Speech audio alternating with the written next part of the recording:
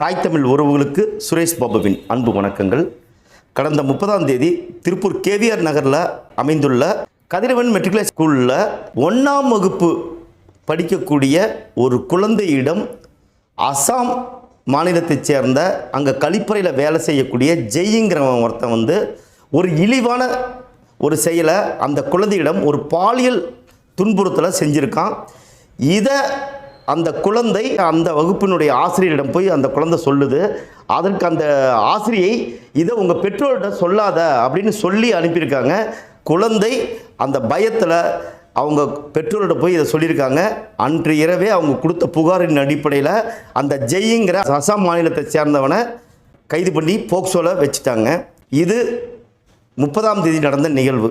31ஆம் தேதி இந்த செய்தி அறிந்து பெற்றோர்கள், பொதுமக்கள், அந்த பகுதியில் இருக்கிற பொதுமக்கள் அனைவரும் ஒன்று கூடி அந்த ஆசிரியையும் இப்படி தவறான ஒரு நடவடிக்கையை கண்டும் காணாமல் இருக்கக்கூடிய அந்த பள்ளி நிர்வாகி மீதும் உரிய நடவடிக்கை எடுக்கணும்னு அந்த பள்ளியை முற்றுகையிட்டு நீதி வேண்டி அவங்க ஒரு போராட்டத்தில் ஈடுபடுறாங்க. கிட்டத்தட்ட 4 மணி நேரம் இந்த போராட்டம் தொடர்ந்துட்டு இருக்கு.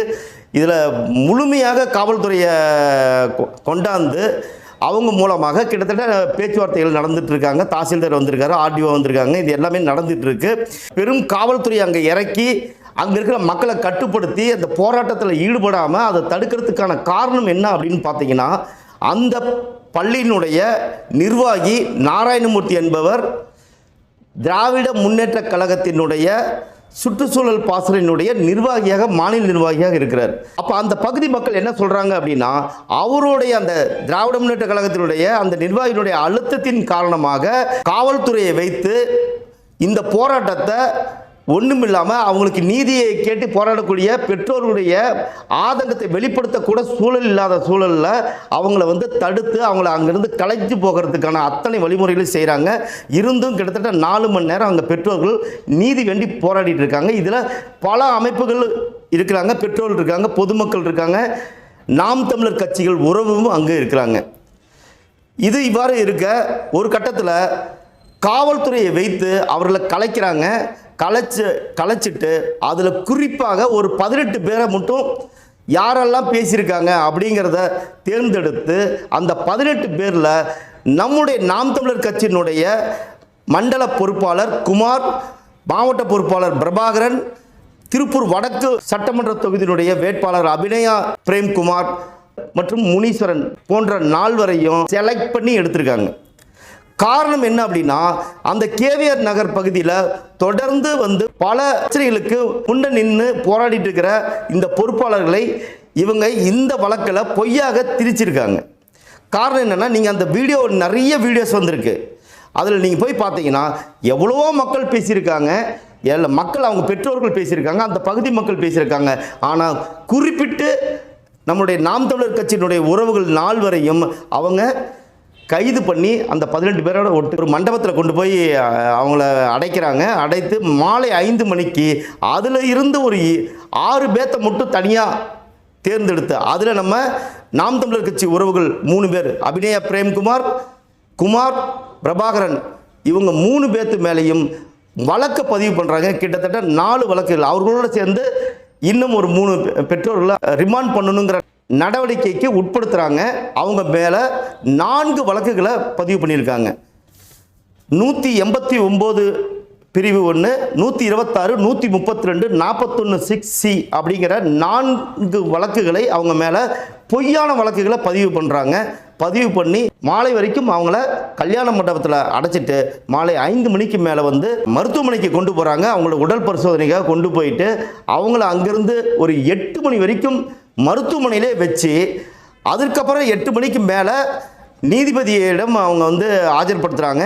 நீதிபதி அவங்களுடைய சொந்த ஜாமீனில் அவங்கள விட்டுருக்காங்க. இது நேற்று நடந்த ஒரு நிகழ்வு. இதில் என்ன ஒரு குறிப்பிடணும் அப்படின்னா, இந்த திராவிட முன்னேற்ற கழகத்துடைய ஆட்சியில் எந்த தவறாக இருந்தாலும் இரும்பு கரம் கொண்டு அடக்குவோன்னு சொல்லக்கூடிய இந்த திராவிட முன்னேற்ற கழகத்தின் ஆட்சியில் கடந்த 4.5 ஆண்டில் எண்ணில் அடங்கா பாலியல் துன்புறுத்தல்கள், வயசான பாட்டியும் சரி, குழந்தைகளும் சரி, பள்ளி மாணவர்கள், இப்போ நான் பேசிகிட்டு இருக்கிற இந்த நேரத்தில் கூட 58 வயசு உள்ள தமிழ் ஆசிரியரை இன்றைக்கி அரெஸ்ட் பண்ணியிருக்காங்க. கடந்த வாரம் உங்களுக்கு எல்லாத்துக்குமே தெரியும், ஒரு பீகார் வாலிபர் வந்து கும்மிடிப்பூண்டியில் ஒரு குழந்தைய இது மாதிரி அபியூஸ் பண்ணியிருக்காங்க. இப்படி தொடர்ந்து பாலியல் துன்புறுத்தல் காரணம் என்ன அப்படின்னா, எதை பண்ணாலும் இந்த ஆட்சியில் வெளியே வந்துடலாம் அப்படிங்கிற ஒரு எண்ணம் இருக்கிறனால தான் இந்த தவறுகள் நடக்குது. காரணம் என்னென்னா, சட்டம் இருக்குது, அந்த சட்டத்தை அமுல்படுத்துவதற்கு இங்கே சரியான ஆட்சி இல்லை. அதை தலைமையேற்றிருக்கக்கூடிய முதல்வர் திரு மு.க. ஸ்டாலின் அவர்கள் இரும்பு கரம் கொண்டு அடக்குவேன்னு சொல்லிட்டு வார்த்தை வசனம் மட்டுமே பேசிட்டு இருக்கிற ஒரு முதல்வராக இருக்கிறார், ஒரு பொம்மை முதல்வராக இருக்கிறார். ஏன்னா இது தொடர்ந்து நடந்துட்டு இருக்கு. இப்படி செய்தியை ஒவ்வொரு நாளும் நம் நாளிதழில் பார்க்கும்போது தான் குழந்தைக்கு இந்த மாதிரி ஆயிடுங்கிற ஒரு ஆதங்கத்தில் பெற்றோர்கள் வந்து அவங்களோட நியாயமான குறைகளை கோரிக்கைகளை அவங்க சொல்கிறதுக்கு கூட வாய்ப்பு தராமல் அவங்களை அச்சப்படுத்தி இந்த மாதிரி கூடுறத களைய வைத்து அவருடைய நியாயமான கோரிக்கைகளை கூட சொல்ல முடியாத ஒரு சூழலில் தான் இந்த ஆட்சி இருக்குது. இந்த காவல்துறை இதற்கு துணை போயிட்டுருக்காங்க. காரணம் என்ன? இது காவல்துறையாக இல்லை, ஏவல் துறையாக இந்த திருட்டு திராவிட முன்னேற்ற கழகத்தினுடைய ஒரு ஏவல் துறையாக இருக்குது. வன்மையாக கண்டிக்கக்கூடியது. இந்த நிகழ்வு இன்னும் என்ன நடந்திருக்கு அப்படின்னு பார்த்தீங்கன்னா, அங்கே இருக்கக்கூடிய இந்த பத்திரிகையாளர்கள் அந்த செய்தியை சேகரிக்கக்கூடிய அவங்களையும் தாக்க முற்பட்டிருக்காங்க. அவங்க இன்னைக்கு காவல் ஆணையரிடம் வந்து ஒரு மனு கொடுத்துருக்காங்க. இந்த மாதிரி எங்கள் மேலே வந்து ஒரு பத்திரிகையாளர் மீதே தாக்குதல் நடத்துகிறாங்க அப்படின்னா பார்த்துக்குங்க. இந்த திருட்டு திராவிட முன்னேற்ற கழகத்தினுடைய ஆட்சி, திராவிட மாடல் ஆட்சி எப்படி இருக்குங்கிறது தெரிஞ்சுக்கலாம். அப்போ குற்றவாளிகளுக்கு தான் இந்த சாதகமாக இருக்குது. இங்கே நியாயம் கேட்க போகிறவனுக்கு அவன் மேலே அவனை அச்சுறுத்தும் வகையில் போராட முடியாத சூழலை உருவாக்கக்கூடிய நிலையில் தான் இன்றைக்கி அவங்கள பயமுறுத்தும் வகையில் அவங்க மேலே பொய்யான வழக்குகளை பதிஞ்சிருக்காங்க. நாம் ஏற்கனவே குறிப்பிட்டிருக்கேன், நாம் தமிழர் கட்சி உறவுகள் அந்த பகுதியில் வீரியமாக செயல்பட்டு இருக்காங்க. இதில் எந்த வகையிலும் சம்பந்தமே இல்லாமல் அப்படி அங்கே ஒரு பெரும் நிகழ்வும் ஒன்றும் நடக்கலை. அவங்களுடைய அங்கே இருக்கிற பெற்றோர்கள் எல்லாருமே அவங்க கருத்தை சொல்கிறாங்க, பொதுமக்கள் கருத்தை சொல்கிறாங்க. அந்த வகையில் நம்ம கட்சி உறவுகளும் கருத்தை சொல்கிறாங்க. இதற்கு தேர்வு பண்ணி யாரெல்லாம் உள்ளே கொண்டு போய் வைக்கலான்னு சொல்லிட்டு 18 பேரை அழைச்சிட்டு போய் 6 பேர்த்த மேலே மட்டும் வழக்க போட்டு பண்ணுறது எந்த விதத்தில் நியாயம்? இது நியாயமான ஆட்சியா? அப்போ இங்கே கேள்வி கேட்டால் அடக்குமுறை. நாம் தமிழர் கட்சி உறவுகள் இதை வன்மையாக கண்டிக்கின்றோம். ஏன்னா சட்டத்தின் ஆட்சி தான் நடக்குதா? நம்ம வர 15ஆம் தேதி நம்ம சுதந்திர தினத்தை கொண்டாட போகிறோம். ஆனால் இன்னும் சுதந்திரம் இருக்கா? கருத்து சுதந்திரம் இருக்கா? பேச்சு சுதந்திரம் இருக்கா?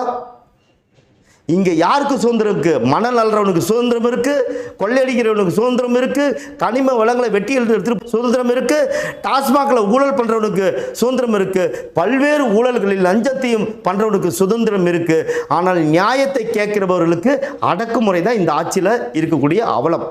இதே போல நீடித்தால் நிச்சயம் மக்கள் வரக்கூடிய 2026ஆம் ஆண்டு சரியான பதிலை தருவார்கள். இந்த ஆட்சியை அகற்றுவதுதான் அவர்கள் கொடுக்கும் பதிலாக இருக்கும். இதற்கு அத்தனைக்கும் இந்த ஆட்சியாளர்கள் பதில் சொல்ல வேண்டிய காலம் கனியும்.